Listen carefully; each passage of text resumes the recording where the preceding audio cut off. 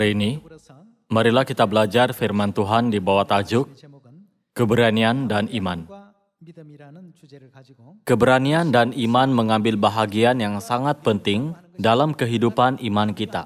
Hari ini, marilah kita belajar tentang ini melalui Alkitab. Mengenai iman, Anda teringatkan buku apa? Marilah melihat buku Ibrani bab 11 ayat 1.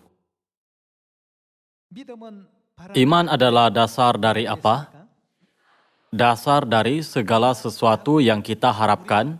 Iman ialah faktor sangat penting yang merealisasikan harapan dan kemahuan kita.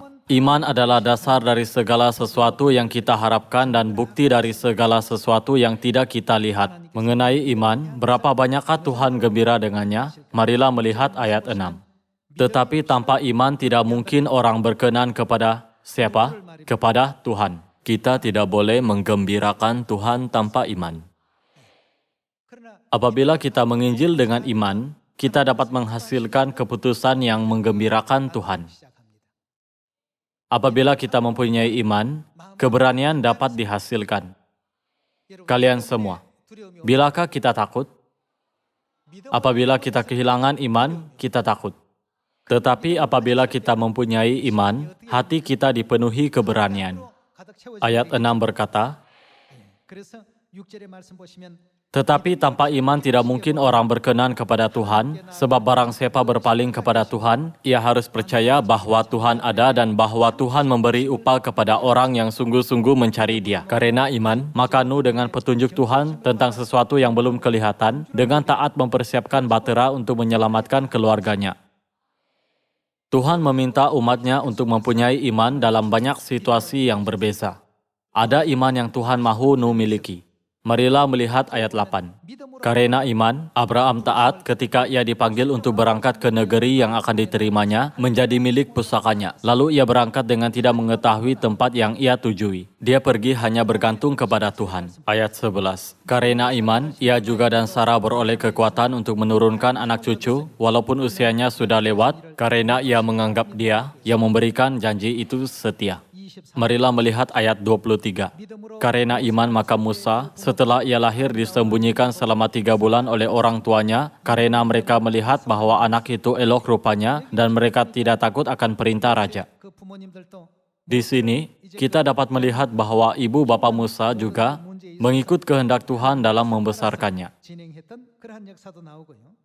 Ayat 24, karena iman maka Musa setelah dewasa menolak disebut anak puteri Firaun, karena ia lebih suka menderita sengsara dengan umat Tuhan, daripada untuk sementara menikmati kesenangan dari dosa. Ia menganggap penghinaan karena Kristus sebagai kekayaan yang lebih besar daripada semua harta Mesir, sebab pandangannya ia arahkan kepada upah. Di sini, kita dapat melihat banyak jenis iman. Iman yang Tuhan mahu Musa miliki. Iman yang Tuhan mahu ibu bapa Musa miliki. Iman yang Tuhan mahu Sarah miliki dan iman yang Tuhan mahu Abraham miliki. Dan iman yang Tuhan mahu Nuh miliki. Kalau begitu, apakah iman yang Tuhan mahu orang pada zaman ini miliki? Moyang iman mempunyai iman dalam perkara yang berkaitan dengan Tuhan. Tuhan mahu semua manusia memiliki iman dalam hubungan dengannya.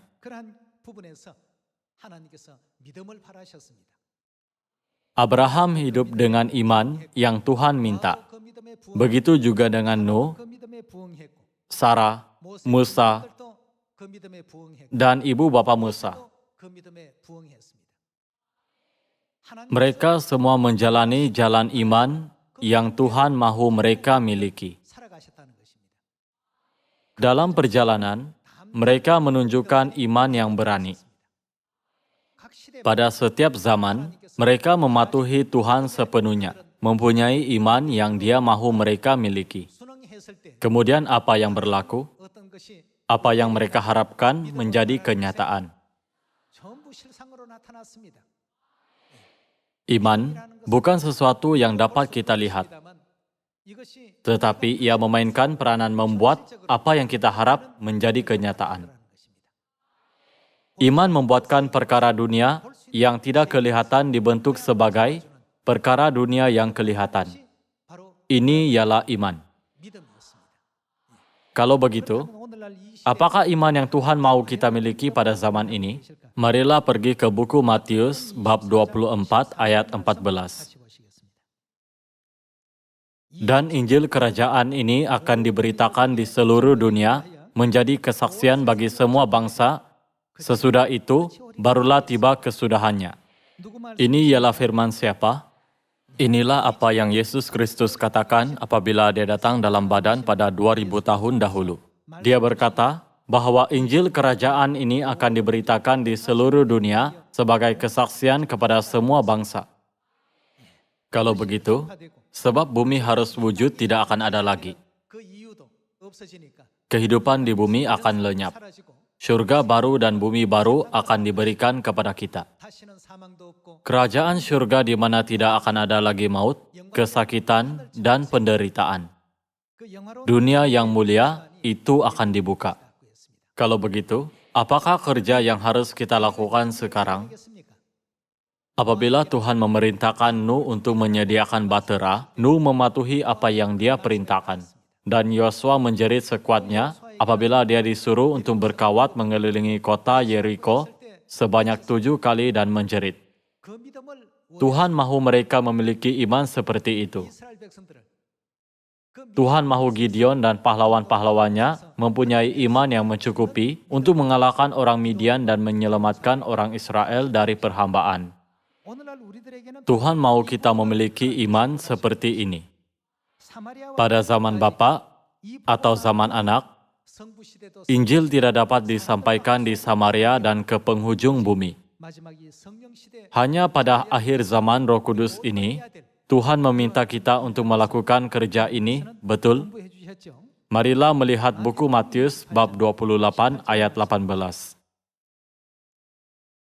Yesus mendekati mereka dan berkata, "Kepadaku telah diberikan segala kuasa di syurga dan di bumi. Karena itu, pergilah, jadikanlah semua bangsa muridku dan baptislah mereka dalam nama Bapa dan Anak dan Roh Kudus, dan ajarlah mereka melakukan segala sesuatu yang telah kuperintahkan kepadamu."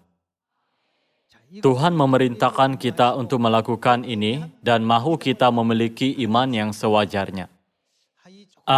Bilakah gereja rumah yang kecil ini dapat menyebarkan Injil di Samaria dan ke penghujung bumi? Nampaknya sangat sukar untuk melakukan itu. Tetapi Tuhan membuka jalan bagi orang yang mempercayai firman-Nya dan berusaha untuk melakukannya. Apabila mereka pergi ke UK, jalan-jalan dibuka di sana. Apabila mereka pergi ke Perancis dan Jerman, jalan-jalan dibuka di sana juga. Apabila mereka menginjil di Amerika Selatan, pintu Injil dibuka di Amerika Selatan. Apabila mereka melakukannya di Amerika Utara, di Rusia, di Brazil, ia dibuka di tempat-tempat juga. Apabila mereka pergi ke tempat di mana Tuhan perintahkan mereka pergi dan memulakan kerja penginjilan dengan iman, tiada satu tempat pun yang pintu Injil tidak akan dibuka. Bumi adalah kecil. Anda telah melihat video tentang alam semesta, betul? Anda dapat melihat betapa kecilnya bumi. Tuhan kita menganggap bumi sebagai setitik air di dalam timba dan sebutir debu di atas neraca. Apabila kita melihat dunia ini dengan kepercayaan dalam firman Tuhan, ia terlalu kecil. Jika orang tidak percaya walaupun selepas kita menyampaikan Injil kepada mereka secukupnya dan memberitahu jalan serta kemuliaan syurga, tiada apa-apa yang dapat kita lakukan lagi. Tetapi jika masih ada orang yang belum lagi mendengar berita ini, kita mesti memberitahu mereka. Kita mesti mengajar dan memberikan mereka peluang untuk mendengar. Sebab itulah Tuhan berkata, "Pergi dan jadikanlah semua bangsa muridku, baptis mereka dalam nama Bapa dan Anak dan Roh Kudus." Antara semua bangsa, kita tidak boleh ketinggalan seorang pun. Tuhan telah meletakkan kita yang membuktikan firman Tuhan, tinggi di atas semua manusia di dunia. Tuhan perintahkan kita untuk menjadikan semua bangsa sebagai apa? Menjadikan mereka murid, bukan guru. Ini ialah ramalan. Jika kita hanya pergi, ada orang yang menunggu untuk belajar. Kalian semua. Dalam meneruskan kerja mulia penginjilan ini, apa yang paling kita perlukan adalah keberanian.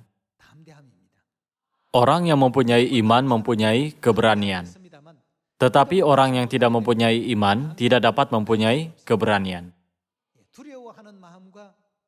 Jika kita menginjil dengan ketakutan dan keraguan, Tuhan tidak akan gembira dengan hati seperti itu. Memandangkan Tuhan tidak gembira, Dia tidak memberikan buah. Tuhan juga ragu-ragu berpikir, haruskah aku memberikan dia buah atau tidak? Kita memerlukan keberanian, kita mesti mempunyai keyakinan. Anda mengetahui sejarah Gideon dengan sangat baik. Bilangan askar Midian adalah seramai 135.000 orang. Mereka juga mempunyai senjata yang bagus. Unta dan kuda yang kuat, pedang, lembing, busur, anak panah. Senjata mereka jauh lebih bagus daripada senjata tentera Israel. Midian adalah seramai 135.000 orang dan umat Israel adalah seramai 32.000 orang. Dalam bilangan juga, ada perbezaan besar Israel terlalu sedikit. Tetapi orang yang menggeletar ketakutan tidak berguna dalam kerja penebusan yang Tuhan penuhi.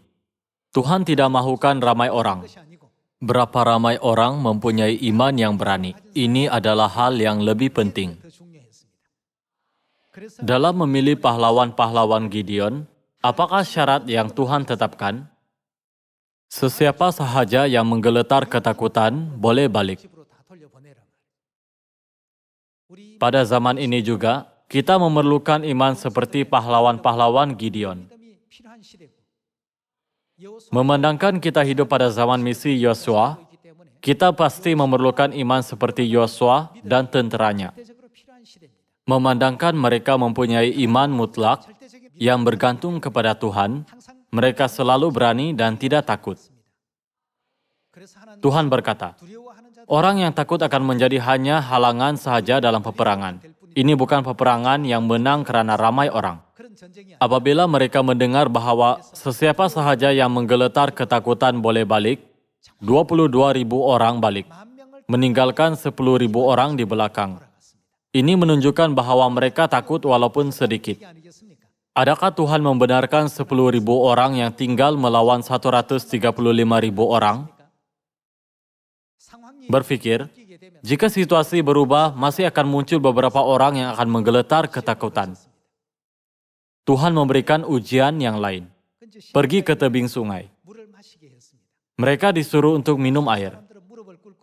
Kebanyakan mereka melutut untuk minum, dan hanya 300 orang sahaja yang mengambil air dengan tangan mereka. Tuhan memisahkan orang yang tidak akan mengalah kepada musuh, mempunyai iman sehingga akhir daripada orang yang akan mengalah, melalui kelakuan mereka tanpa disedari.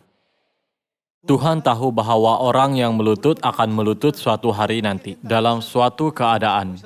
Jadi dia membenarkan 300 orang yang minum air tanpa melutut, pergi melawan orang Midian. 300 orang melawan 135.000 orang. Pada masa itu, tiada senjata kemusnahan besar seperti pada hari ini. Perkara paling mutlak bagi peperangan ialah bilangan askar. Tidak keterlaluan untuk berkata bahwa pada masa itu, tentera yang lebih ramai sudah menang separuh. Tetapi sekarang, 300 orang terpaksa melawan 135.000 orang. Nampaknya mustahil untuk menang. Di sini, kita dapat melihat betapa beraninya Gideon serta pahlawan-pahlawannya. Dan kita harus mendapat pengajaran yang Tuhan mahu kita miliki pada zaman ini. Apabila Gideon bersama dengan 300 orang pergi ke kemah Midian, mereka semua menyembunyikan obor dalam buyung. Mereka memecahkan buyung, memegang obor, meniup trompet, dan melakukan apa? Mereka semua menjerit sekuatnya. Pedang demi Tuhan dan demi Gideon. Mereka memecahkan buyung dan meniup trompet di sana-sini. Bunyi pecahan buyung memecahkan kesunyian. Ia didengari di sana-sini. Trompet ditiup, sebisingnya di sekitar mereka. Orang Midian yang sedang tidur terbangun dan menyangka bahwa musuh sudah tiba di kemah mereka. Memandangkan suasana gelap, mereka menganggap sesiapa sahaja yang mereka temui sebagai musuh. Jadi mereka mula saling membunuh. Seperti ini, 120.000 orang terbunuh.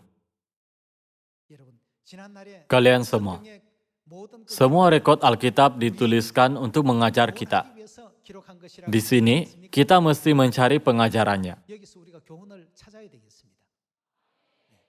Walaupun kita diberikan misi untuk menginjil, jika kita tidak cukup berani, tetapi ragu-ragu, jiwa pihak lawan menjadi lebih kuat sama seperti orang Midian.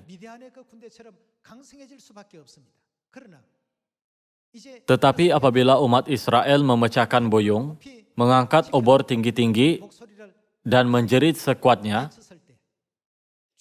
pesekitaran mereka mula berubah dalam rahmat Tuhan.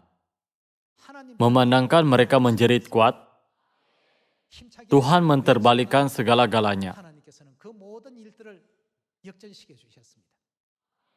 Apabila masa berlalu, pihak lawan mula menjadi semakin lemah. Tiada yang tercedera. Mereka hanya meniup trompet secara berterusan dan menjerit, pedang demi Tuhan dan demi Gideon. Apa yang akan berlaku jika 300 orang pergi ke sana tanpa iman? Berpikir, jika mereka bangun karena jeritan kita, mereka akan menyerang balas dan membunuh kita semua. Jika mereka menjerit dengan pikiran ini, jeritan mereka mungkin berakhir dengan sia-sia. Situasi akan berlaku menurut pikiran mereka, dan mungkin akan diserang balik. Tetapi mereka melakukannya dengan iman mutlak. Mereka menjerit kuat dengan keyakinan. Memandangkan mereka menjerit seberaninya, pihak yang lain berpikir, mereka sangat berani. Mereka mesti sangat ramai. Mereka bahkan tidak membayangkan pun bahwa hanya 300 orang yang datang. Jadi, sesiapa sahaja yang mereka lihat di depan mata, mereka anggap sebagai musuh dan mula saling membunuh. Kalian semua, inilah sebab kita memerlukan keberanian. Apabila Tuhan memilih pahlawan-pahlawan Gideon, tiada kelayakan lain. Kekayaan, kesehatan yang baik, atau pendidikan yang tinggi. Semua itu tidak berguna. Siapa yang mempunyai iman yang lebih mutlak terhadap Tuhan, ialah kelayakan untuk dipilih sebagai pahlawan. Alkitab berkata bahwa kita telah dipanggil untuk menjadi askar Injil pada hari ini. Betul? Juga dikatakan, orang yang dipanggil sebagai askar tidak fokus dalam urusan sendiri untuk menggembirakan orang yang memanggilnya. Kita harus hanya fokus dalam kehendak yang menggembirakan Tuhan dan mengikutnya. Keberanian umat Israel menjadi kuasa penggerak untuk menyelamatkan mereka semua dari penindasan orang Midian. Dari manakah datangnya keberanian mereka? Ia datang dari iman. Mereka berpikir, memandangkan Tuhan bersama dengan kita, tiada sebab untuk menakuti mereka, kita tidak takut sama sekali. Setiap kali Anda berasa takut, pikirkan rupa bumi yang dilihat dari Zuhal. Adakah Anda ingat bumi kelihatan seperti apa? Ia kelihatan seperti titik yang sangat kecil. Di planet yang kecil ini, tiada orang layak dibanggakan. Tidak kira betapa tingginya kedudukan dia, tidak kira betapa kaya, dan tidak kira betapa dalamnya pengetahuan dia. Tuhan telah melantik kita semua sebagai imamat di Raja Syurgawi. Tiada orang yang lebih tinggi, lebih kaya, atau lebih hebat daripada orang lain. Apabila kita menginjil penuh kuasa, segala-gala yang di sekeliling kita berubah. Marilah kita mengingati hal ini sepastinya. Sama juga dengan tentera Yosua. Sehingga mereka berkawat mengelilingi kota Yeriko sebanyak 7 kali, orang di dalam kota sedang berseronok. Mereka menyangka, mereka takut akan kita karena kita telah bersedia sepenuhnya. Mereka tidak dapat menyerang kita. Mereka berpikir seperti itu selama 7 hari. Tetapi perkara mula berubah selepas sesuatu berlaku. Apa? Apa yang mereka lakukan apabila disuruh untuk menjerit seberaninya? Mereka semua menjerit bersama ke arah Yeriko. Apakah yang berlaku kemudian? Tembok Yeriko roboh. Anda pikir, mengapakah sejarah ini dituliskan di dalam Alkitab? Apakah pengajaran yang diberikan kepada kita? Apa yang dapat kita pelajari akhirnya dari sejarah Gideon dan Yosua? Ialah kita perlu memberanikan diri. Keberanian berdasarkan iman mutlak terhadap Tuhan. Keberanian atau kesembronoan yang keterlaluan bukanlah keberanian yang asli. Hanya apabila kita meletakkan Tuhan di dalam hati, kita dapat mempunyai keberanian yang sebenar.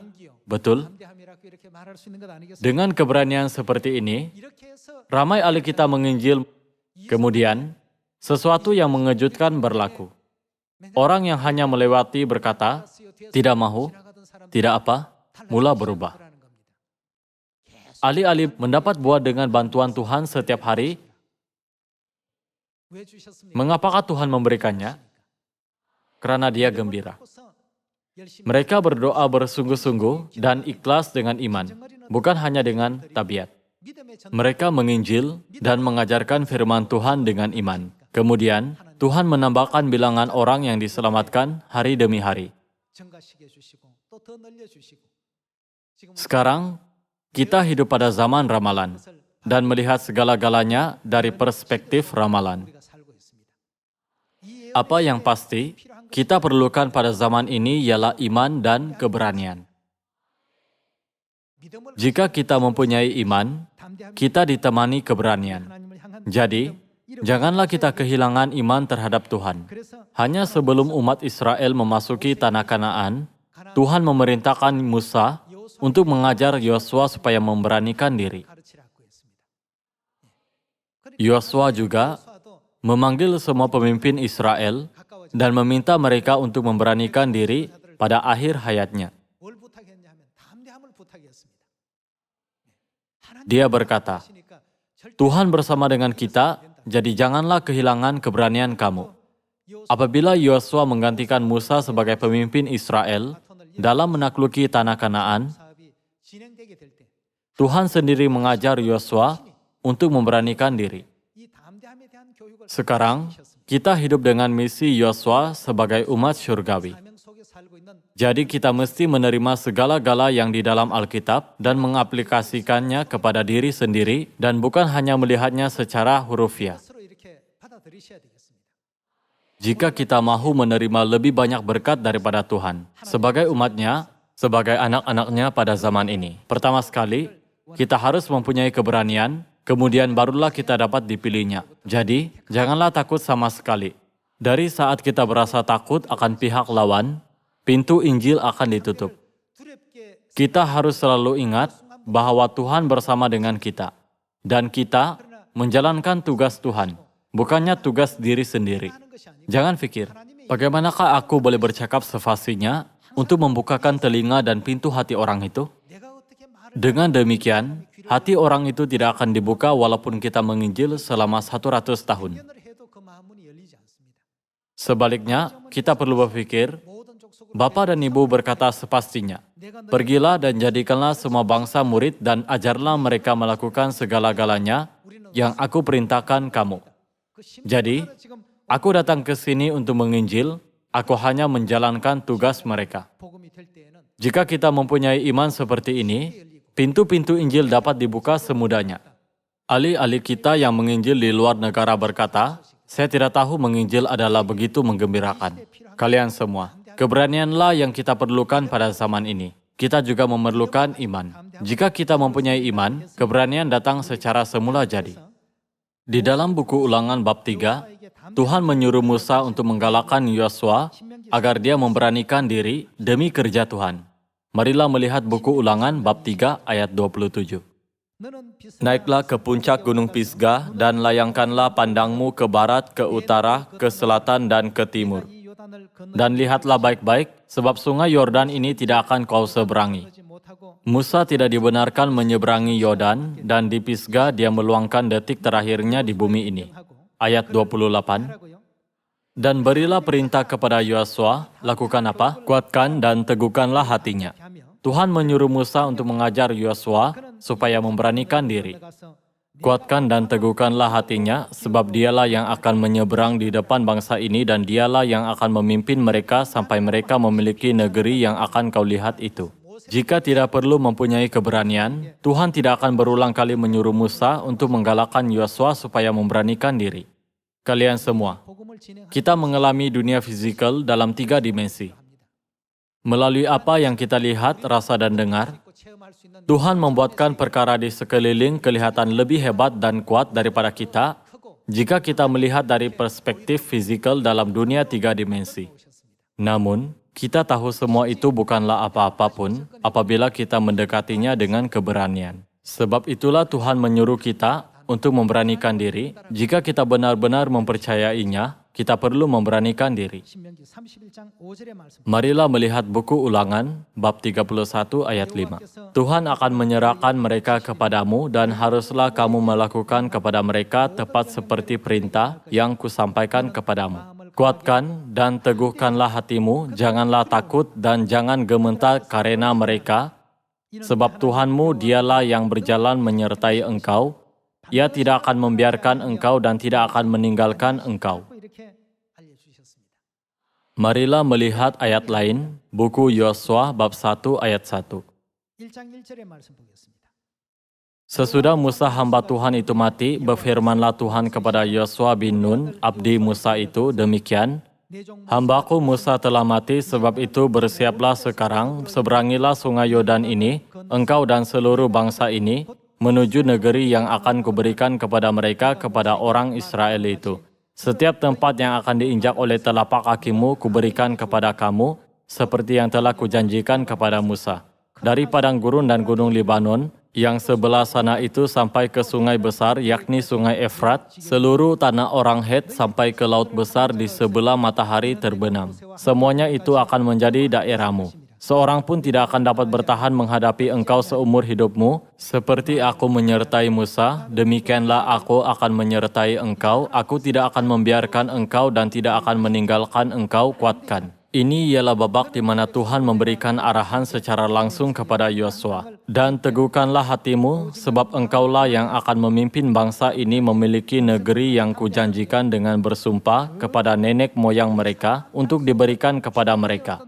Hanya kuatkan dan apa? Teguhkanlah hatimu dengan sungguh-sungguh. Teguhkanlah hati ke tahap tertinggi. Bertindaklah hati-hati sesuai dengan seluruh hukum yang telah diperintahkan kepadamu oleh hambaku Musa. Janganlah menyimpang ke kanan atau ke kiri, supaya engkau beruntung kemanapun engkau pergi. Hanya apabila kita berani, kita boleh berjaya. Tuhan meminta Nuh memiliki iman yang mencukupi untuk membina Batera. Tuhan meminta Abraham memiliki iman yang mencukupi untuk mengorbankan anak lelaki tunggalnya di Gunung Moria. Hari ini, Tuhan mahu kita mempunyai iman yang mencukupi untuk pergi ke Samaria dan penghujung bumi, serta menjadikan semua bangsa muridnya. Kalau begitu, haruskah kita semua pergi ke luar negara? Orang yang tidak dapat pergi ke luar negara boleh menginjil di negara sendiri, yang termasuk dalam semua bangsa.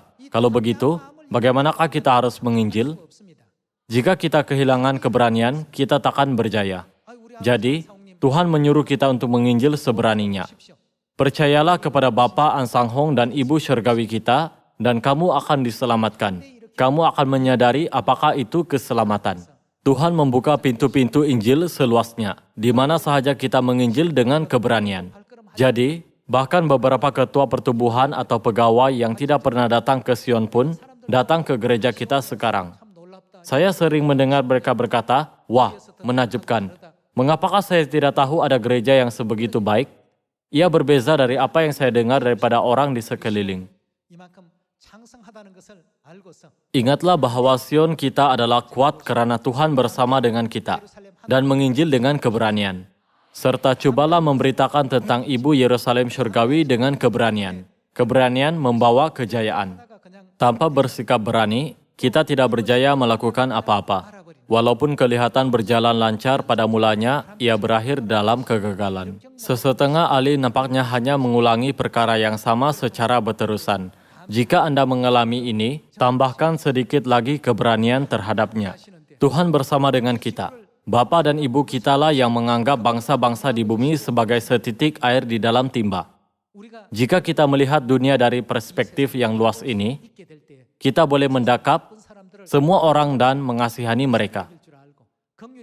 Kemudian, kita dapat mempunyai iman yang mencukupi untuk membimbing mereka ke kebenaran. Betul?